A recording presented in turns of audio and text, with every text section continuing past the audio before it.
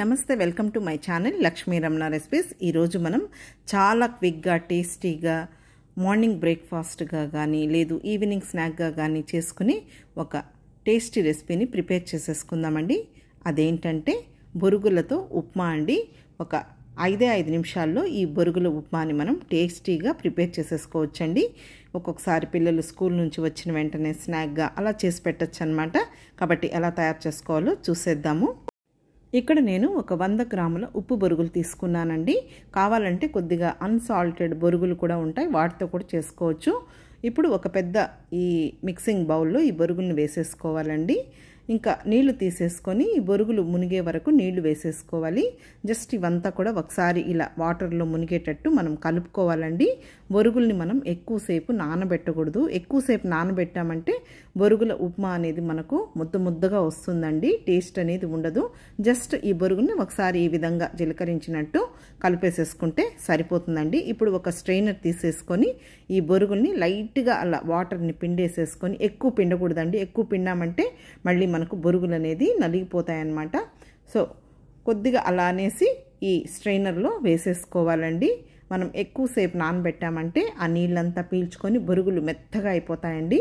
మరీ మెత్తగా ఉన్నా కూడా బొరుగులు ఉప్మా అనేది టేస్టీగా ఉండదు। చూడండి, ఇప్పుడు కావాలంటే పైన కొద్దిగా ఒత్తేసామంటే ఏదైనా ఎక్సెస్ వాటర్ ఉంటే వచ్చేస్తుంది అనమాట। ఇంకా మనం బొరుగులు ఉప్మా చేసే లోపల ఇవి కొద్దిగా పొడిగా వచ్చేస్తాయండి। ఇప్పుడు ముందుగా స్టవ్ వెలిగించుకొని ప్యాన్ పెట్టుకోవాలి।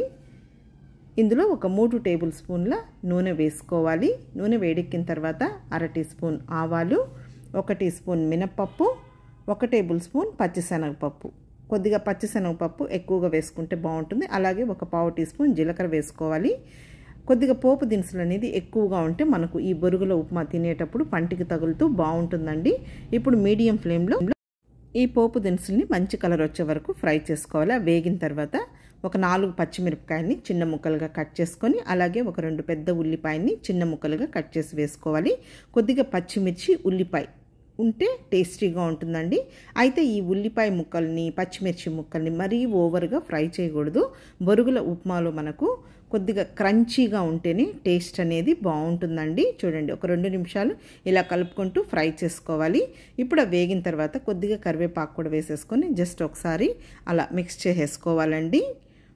కొంచెం ఈ ఉల్లిపాయ పచ్చిమిర్చితోనే టేస్ట్ అనేది బాగుంటుంది।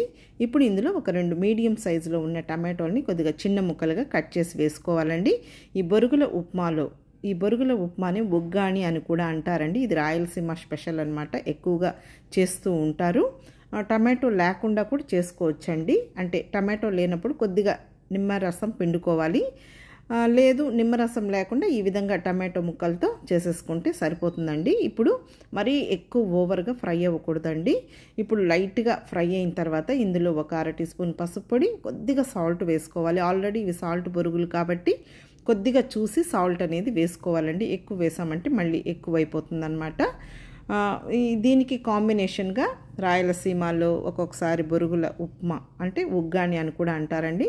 అలా చేసుకున్నప్పుడు మిరపకాయ బజ్జీ కానీ లేదు ఆనియన్ బోండా కాంబినేషన్గా చేసుకుంటూ ఉంటారు, లేదు ఇలా ఉత్తగా బొరుగుల ఉప్మాను కూడా చేసేసుకోవచ్చండి। ఇప్పుడు ఇదంతా వేగిపోయిన తర్వాత చూడండి, బొరుగులు అనేది మనకు బాగా పొడిగా ఉన్నాయన్నమాట। సో ఎక్కువసేపు నానబెట్టకూడదండి, జస్ట్ అలా నీళ్ళల్లో వేసేసుకొని వడగట్టేసుకుంటే సరిపోతుంది। ఇప్పుడు ఈ బొరుగులు వేసుకున్న తర్వాత మీడియం ఫ్లేమ్లో ఇలా కలుపుకుంటూ ఒక 2 నిమిషాలు ఫ్రై చేసేసుకోవాలి, లైట్గా కలుపుకోవాలండి। ఈ టమాటోలు కూడా మరీ మెత్తగా మనం ఫ్రై చేయకూడదు, కొద్దిగా అక్కడక్కడ టమాటో ముక్కలు కనిపిస్తూ ఉంటేనే బాగుంటుందండి, లేదు ఆ తడితో మనకు ఈ బొరుగుల ఉప్మా అనేది మరీ మెత్తగా అయిపోతుంది। తినేటప్పుడు కూడా మనకు అక్కడక్కడ ఆ టమాటో ముక్కలు తగిలితే టేస్ట్ అనేది బాగుంటుందండి। చూడండి, ఇప్పుడు ఇదంతా కూడా వేగిపోయిందనమాట, చాలా పొడిగా వచ్చింది, మరీ మెత్తగా ఉన్నా కూడా టేస్ట్ బాగుండదు। ఇప్పుడు ఇందులో 1 టీ స్పూన్ కచ్చాపచ్చగా దంచుకున్న పుట్నాల పొడి, మామూలుగా మనం కొబ్బరి చట్నీలో వేసుకుంటాం కదా అండి పప్పులు, ఆ పొడి వేసుకుంటే టేస్ట్ బాగుంటుంది। ఒక్కొక్కసారి మనం ఇందులో కొబ్బరి పొడి, పప్పుల పొడి, తర్వాత పల్లీ పొడి కూడా వేసుకోవచ్చండి। ఇలా పుట్నాల పొడి వేసుకున్నా కూడా బాగుంటుందండి, అంటే ఒక్కొక్కసారి చేసుకున్నప్పుడు ఒకసారి కొబ్బరి పొడి వేసుకోవచ్చు, ఒక్కొక్కసారి పల్లీ పొడి వేసుకోవచ్చు, అలా వేసుకోవచ్చండి। ఇప్పుడు ఆ పుట్నాల పొడి వేసిన తర్వాత జస్ట్ 1 నిమిషం అలా కలుపుకోవాలండి। ఇప్పుడు కొద్దిగా కొత్తిమీరని సన్నగా చాప్ చేసి వేసేసుకోవాలి. ఇప్పుడు స్టవ్ ఆఫ్ చేసేసుకోవాలి. అంతే అండి, చాలా సింపుల్గా టేస్టీగా క్విక్గా మనకు బొరుగుల ఉప్మా రెడీ అయిపోయింది. రోజు తినే ఇడ్లీ దోశ బోరు కొట్టినప్పుడు ఎప్పుడన్నా మనం ఈ విధంగా మార్నింగ్ బ్రేక్ఫాస్ట్లోకి అలాగే ఈవినింగ్ స్నాక్గా కూడా చేసుకోవచ్చండి. పిల్లలు స్కూల్ నుంచి రాగానే లేదు కాలేజ్ నుంచి రాగానే ఆకలి అన్నప్పుడు ఈ విధంగా మనం ఒక 5 నిమిషాల్లో వాళ్ళకి ఈ విధంగా చేసి ఇచ్చామంటే హ్యాపీగా తినేస్తారు. ఇప్పుడు నేను ఒక ప్లేట్లోకి డిష్ అవుట్ చేసేస్తున్నానండి. కావాలంటే తినేటప్పుడు కొంచెం ఆనియన్ ముక్కలు వేసేసుకొని, ఇంకా ఆల్రెడీ మనం టమాటో వేసాము, కావాలంటే కొద్దిగా నిమ్మరసం కూడా పిండుకొని తినొచ్చండి. ఇప్పుడు చివరగా కొద్దిగా కొత్తిమీర సన్నగా చాప్ చేసి వేసేసానండి. అంతే అండి, చూసారు కదా బొరుగుల ఉప్మా. అదే అండి బొరుగుల ఉగ్గాణిని చాలా సింపుల్గా టేస్టీగా మనం ప్రిపేర్ చేసేసుకోవచ్చండి. కావాలంటే మీరు చెప్పాను కదా అండి, కాంబినేషన్గా మిరపకాయ బజ్జీ కానీ లేదు ఆనియన్ బజ్జీతో కూడా చేసుకొని తినొచ్చండి. తప్పకుండా ట్రై చేయండి. వీడియో మీకు నచ్చితే లైక్ చేయండి, షేర్ చేయండి. ఇంకొక మంచి వీడియోతో మళ్ళీ కలుద్దాం. నమస్తే అండి.